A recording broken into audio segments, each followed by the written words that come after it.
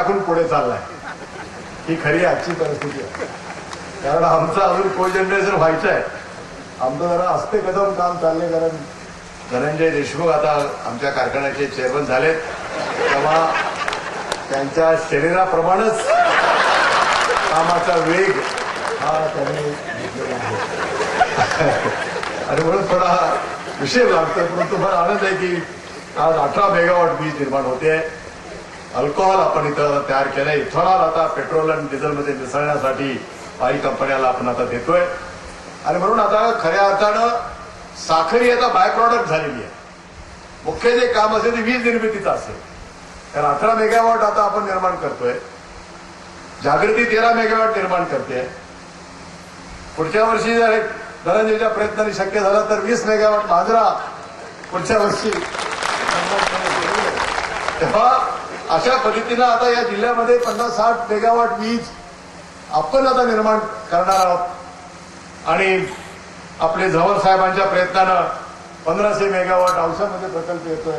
तेव्हा हे सगळं आता वीज निर्मितीमध्ये लातूर जिल्हा हा एक आघाडीवरचा जिल्हा उद्याच्या काळामध्ये असेल अशा प्रकारचे चित्र आता इथे निर्माण झालेलं आहे. मी फार वेळ घेणार नाही. मुख्यमंत्र्यांना मी एवढेच आपल्या सर्वांच्या वतीनं सांगेन, कारण आता आमचा विकासाचा जो वेग आहे मधल्या काळामध्ये थोडासा थांबला होता. कारण कुठल्याही कार्यक्रमामध्ये ब्रेक असतो आणि तो कमर्शियल ब्रेक होता. आता ब्रेक के बाद त्यामुळे आमचे गॅरेजेस असतील, आमचे रस्ते असतील, आमचे काही ज्या योजना आम्ही आमच्या काळात मंजूर केलेल्या आहेत, नवीन काही आम्ही मागत नाही. लगेच अर्धवट आमच्या राहिलेल्या योजनांच्यासाठी लागणारा पैसा आपण अवश्य या जिल्ह्यासाठी द्यावा. असं जर काही मी म्हटलं तर ती चुकीचं ठरणार नाहीये. खरं म्हणजे पाहुण्याला बोलवून काही मागायचं नसतं.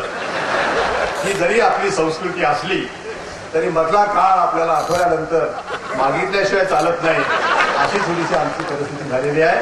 तेव्हा ज्या काही अर्धवट योजना आहेत, थोडाफार पैसा लागणार आहे, तो जर झाला तर ही कामं मार्गी लागतील. एवढीच मी मुख्यमंत्री महोदयांना विनंती करेन. आणि आणखी एक सांगेन की आम्ही सगळे आपल्या पाठीमागं खंबीरपणाने उभे आहोत. आप आगे बढ़ो, हम आपके साथ.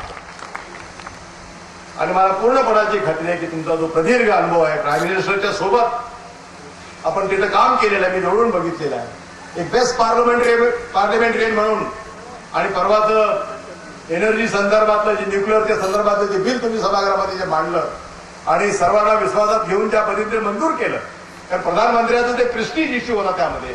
पण ज्या पद्धतीने आपण ती सगळी फ्लोअर मॅनेजमेंट आणि सर्वांना भेटून सर्वांना विश्वासात ठेवून जे बिल मंजूर केलं ते मी पाहिलेलं आहे. आणि म्हणून एक अतिशय बेस्ट पार्लमेंटरियन म्हणून पार्लमेंटमध्ये त्यांचा उल्लेख सातत्यानं आपण करत आलोय. ते आज या राज्याचं नेतृत्व करतायत आणि म्हणून त्याला संपूर्ण शुभेच्छा आपल्या सर्वांच्या वतीनं असतील. मी शेवटी साखर कारखान्याच्या वतीनं एक गोड बातमी तुम्हाला सर्वांना देतोय. कारण मांजराने तुम्हाला यापूर्वीच 2300 रुपये भाव दिलेला आहे. आता विकास पण 2300 रुपये भाव इथल्या ऊस उत्पादकाला मागच्या वर्षीचा राहिलेले 200 रुपये आता तुमच्या खात्यावर जमा होतील. आणि कर्मचाऱ्यांना सुद्धा त्या प्रमाणामध्ये बोनस मिळेल. हे मागच्या वर्षीचं मी सांगतोय. या वर्षी 1800 दिलेले आहेत. साखरेवरचं नियंत्रण म्हणजे निर्यातीचं जे बंधन आहे ते उठवलं पाहिजे. ही मागणी आता सहकार मंत्र्यांनी केली. मुख्यमंत्री प्रयत्नशील आहेत आणि त्या समितीचा मी सदस्य आहे. त्यामुळे मला काही बोलता